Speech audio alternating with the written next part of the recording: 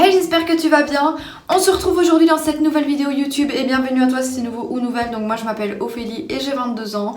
Voilà, donc vous avez été nombreux à me demander du coup sur mon Instagram comment est-ce que je fais les ongles en gel moi-même. Donc c'est pour ça que j'ai décidé de vous faire cette vidéo. Par contre, faites pas attention à ma tête, il est 1h du matin quand je vous tourne cette intro là, vu que je viens de terminer mes ongles. Et du coup, restez bien jusqu'à la fin pour avoir du coup le résultat final. C'est parti!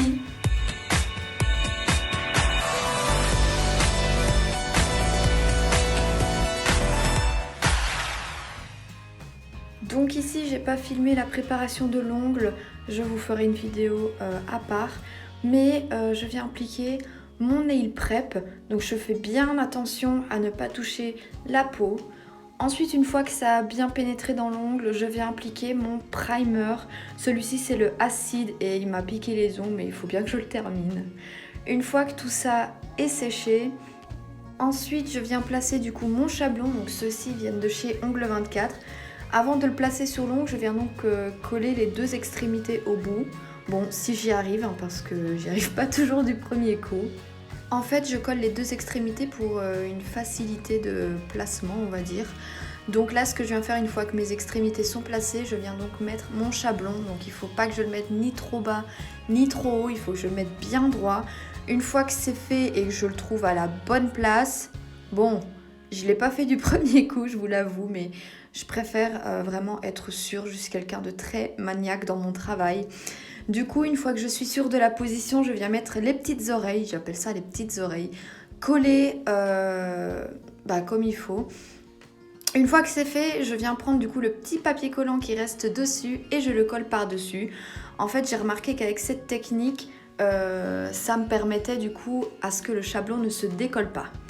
Une fois que c'est terminé, je viens prendre une boule de gel. Donc ce gel-ci, je ne sais plus exactement c'est lequel, mais je vous mettrai une photo sur l'écran. Je viens prendre une boule et je viens faire mon extension.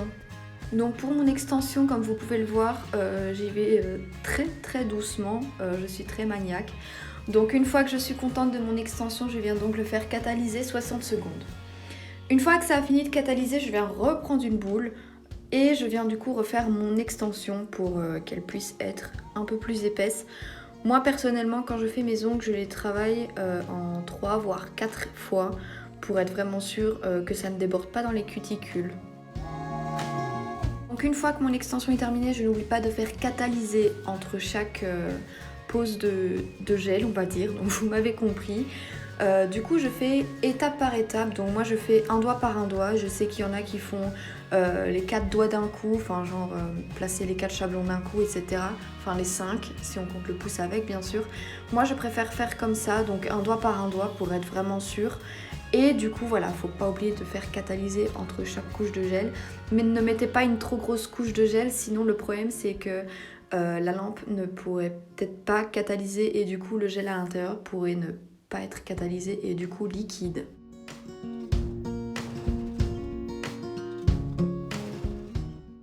Donc là, comme on peut le voir, je viens prendre une petite boule de gel et ce que je viens faire, c'est que je viens travailler du coup près des cuticules.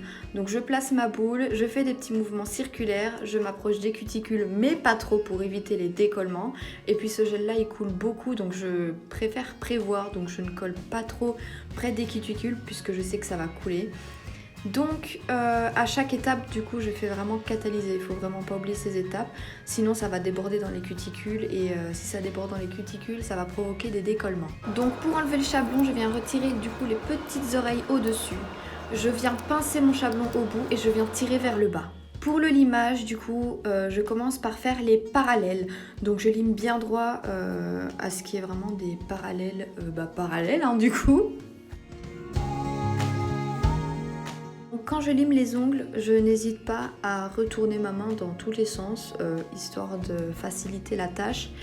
Et avec mon doigt, je viens donc tendre la peau du pouce pour éviter de me charcuter la peau, puisque la lime c'était une nouvelle en plus, donc voilà. Une fois que les parallèles sont faites, je viens me charger du coup de la longueur, donc je viens vérifier à ce que ce soit bien droit. Une fois que ça c'est fait, je viens du coup me charger du dessous de l'ongle. Vu que j'ai pinché mes ongles, du coup voilà, ça faisait un peu des bosses, etc. puisque le gel avait coulé. Du coup, je viens limer en dessous pour que ce soit du coup bien droit.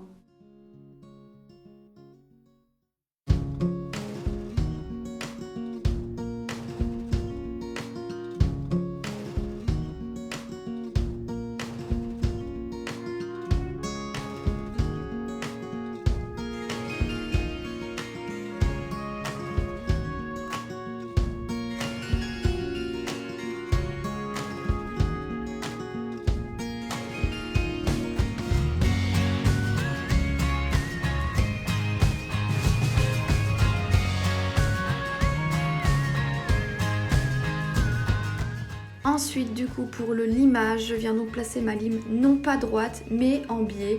Et je viens du coup limer près des cuticules. Donc il faut vraiment faire attention, surtout si c'est une nouvelle lime, parce que ça lime très très très fort. Une fois que ça c'est terminé, je m'attaque au côté. Donc je viens faire des mouvements de balancier et je fais bien attention à bien tenir ma peau du coup pour ne pas me la charcuter. Donc comme vous pouvez le voir, je fais toujours des mouvements de balancier quand je lime mon ongle, même quand je lime du coup mon bombé.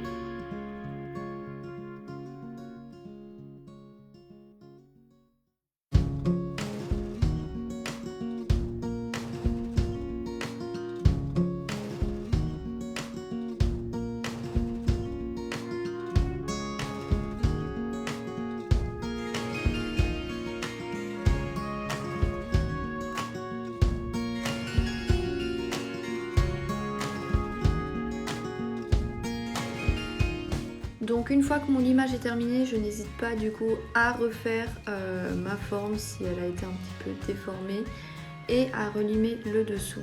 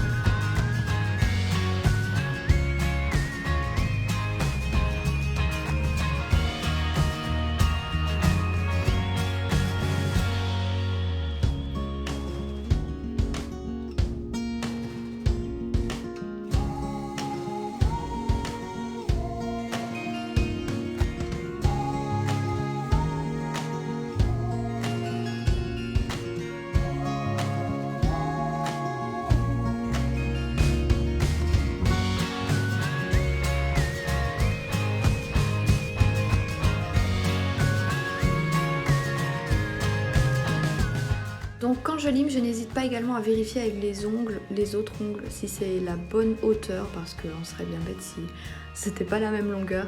Donc ce que je fais avec mon embout de ponceuse, c'est que je viens du coup affiner l'intérieur et à faire un peu le C-curve.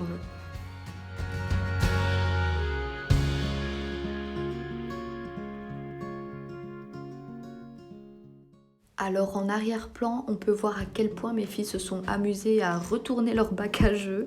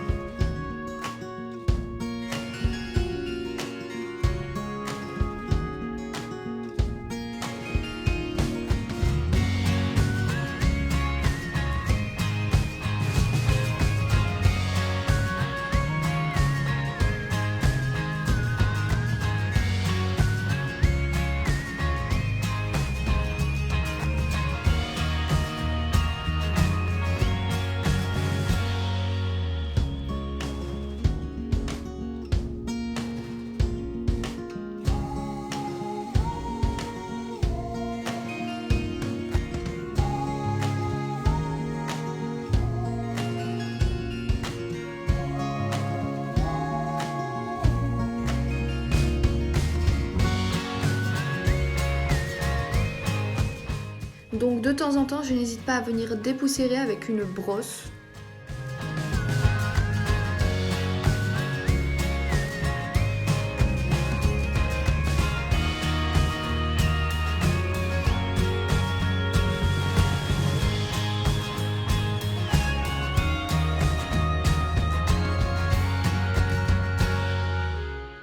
Une fois que le limage est terminé et qu'on a fini de dépoussiérer, et ben vient le meilleur moment, c'est le choix de la couleur. Donc moi, ça m'a pris 4 heures minimum à choisir ma couleur. Au final, j'ai fait du coup un bleu comme mes orteils et du coup voilà. Donc voilà le résultat final une fois que j'ai appliqué du coup ma couleur. Je vous mettrai une petite photo du coup de la couleur. J'espère du coup que cette vidéo vous aura plu et vous aura aidé. Donc moi je précise que je ne suis pas professionnelle, je fais ça par passion. Mais du coup voilà, je vous fais plein de bisous. Ciao, ciao.